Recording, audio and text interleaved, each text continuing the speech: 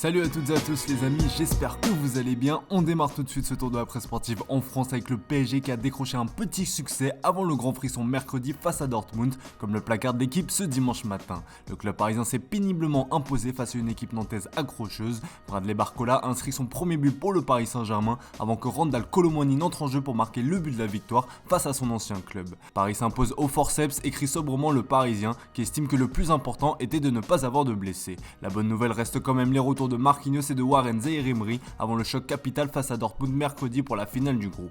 L'autre actu au PSG, c'est le mercato hivernal et le dossier Gabriel Moscardo. Et bien une arrivée du Brésilien se complique. Dans une interview accordée à la Gazzetta Esportiva, le milieu a expliqué qu'il reviendrait au Corinthians en janvier. Interrogé avant la rencontre face à Nantes, Campos a de son côté précisé que le PSG est obligé d'être informé de tous les grands talents dans le monde, mais rien n'est encore signé. Derrière le Paris Saint-Germain, Monaco a réalisé la bonne opération à Rennes comme le relais Monaco matin. À 10, les Monégasques ont su accrocher un succès important et grattent temporairement la place de dauphin à l'OGC Nice. Direction l'Allemagne où le Bayern Munich vit une saison digne des plus grandes montagnes russes. Capable du meilleur comme du pire, le club bavarois a sombré hier en se prenant une bonne fessée face à l'Eintracht Francfort, comme le placarde le journal Bild. Une défaite historique sur le score de 5-1, c'est la première défaite de la saison et la plus lourde en Bundesliga depuis plus de 4 ans. Une nouvelle désillusion pour les hommes de Thomas Tuchel après l'élimination rocambolesque face à une Détroit allemande en coupe. En Espagne, le journal Sport relaye dans ses pages intérieures la débâcle du géant munichois. La grosse fragilité défensive est évoquée et pour cause, le Mundo Deportivo fait le point dans le dossier Ronald Araujo, cible prioritaire de Thomas Tuchel en défense. Si le Bayern est prêt à lâcher 100 millions d'euros pour convaincre le Barça, le principal intéressé a dit non.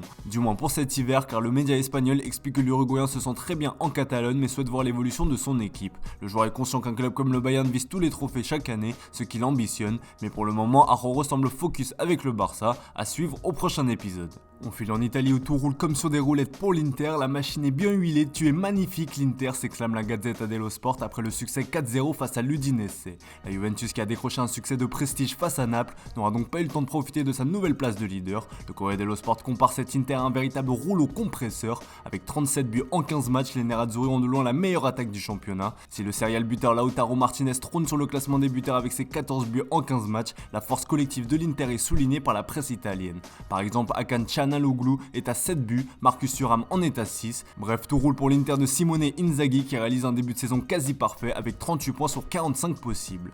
Et difficile d'en dire autant de Manchester United alors que les Red Devils restaient sur 4 victoires en 5 matchs de Premier League avec un dernier match très abouti face à Chelsea. Les hommes d'Eric Ten Hag ont de nouveau sombré hier. Face à Bournemouth, les Rouges ont été enterrés comme le rapporte le Sunday Star ce dimanche. Une défaite humiliante sur le score de 3-0. Les cadres du vestiaire ont tapé du poing sur la table à l'image de Bruno Fernandes.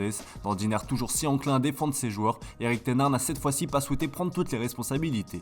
Ce n'est pas de ma faute, relaye le Sunday Mail. Dans ses pages d'intérieur, le Manchester Evening News souligne les huées qui ont été entendues après le coup de sifflet final tant le show était ridicule. Dans les autres résultats marquants d'hier, Aston Villa a remporté un nouveau succès de prestige comme le relaie le Sunday Express. Après Manchester City, c'est Arsenal qui est tombé face à l'équipe sensation coachée par Unai Emery.